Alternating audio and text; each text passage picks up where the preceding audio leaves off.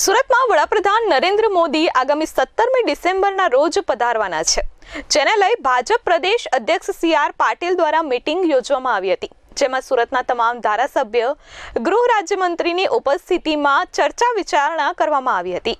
સુરતમાં ડાયમંડ બુર્સના લોકાર્પણ માટે પીએમ મોદી સુરત આવી રહ્યા છે, જેમાં 44 ડાયમંડના ઉદ્યોગકારો અને ટ્રેડર્સ ડાયમંડ બુર્સમાં જોડાયા છે.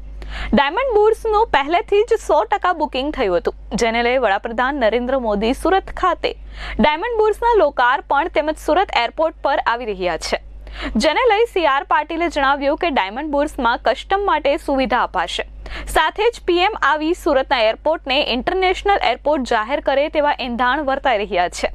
જોકે પીએમ આવ્યા બાદ ઇન્ટરનેશનલ એર કનેક્ટિવિટી મળશે, જેમાં પહેલા તબક્કામાં દિલ્હી સુરત દુબઈ અને દિલ્હી સુરત હોંગકોંગ ફ્લાઇટ શરૂ થશે. 2 મહિનામાં પીએમના કહેવા મુજબ દિલ્હી સુરત હોંગકોંગ અને સુરત દુબઈ ડેઇલી ફ્લાઇટ શરૂ થશે. ડાયમંડ અને ઇન્ટરનેશનલ એરપોર્ટના કારણે સુરતનો ગ્રોથ થશે. તેના કારણે નવો ઉદ્યોગ પણ શરૂ થશે અને નવા ઇન્વેસ્ટમેન્ટ થશે. ડાયમંડનું રિટર્ન પહેલા મુંબઈમાં ભરાતું હતું, જે હવે સુરતમાંથી ભરાશે, જેને લઈ ટેક્સ બાબતે રાજ્ય સરકારનો ગ્રોથ વધશે. સરકાર તરફથી મળતા નાણાંનો લાભ લઈ સુરતને આર્થિક લાભ મળે તે માટે પ્રયાસો કરાઈ રહ્યા છે. 1 અઠવાડિયાથી પાલિકા દ્વારા કોર્પોરેટર અને પદાધિકારીઓ દ્વારા સફાઈ ઝુંબેશ શરૂ કરાઈ છે. આગમન પહેલા જ ઝુંબેશ શરૂ કરાઈ હતી. એમના ગયા બાદ પણ સુરત સ્વચ્છતામાં પહેલા નંબરે આવે તેવો સંકલ્પ કર્યો છે. આજે 25,000 વિદ્યાર્થીઓ સાથે 15 કિલોમીટર લાંબી માનવ સાંકળ બનાવાઈ હતી. પીએમ મોદી સુરત પધારે તેનો આભાર વ્યક્ત કરું છું.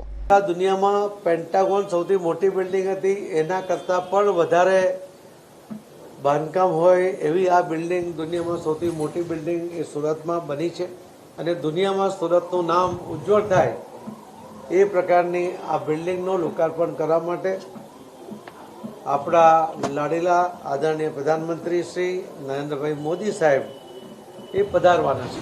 મોદી સાહેબ સુરતમાં આવે એના પહેલાં 1 અઠવાડિયાથી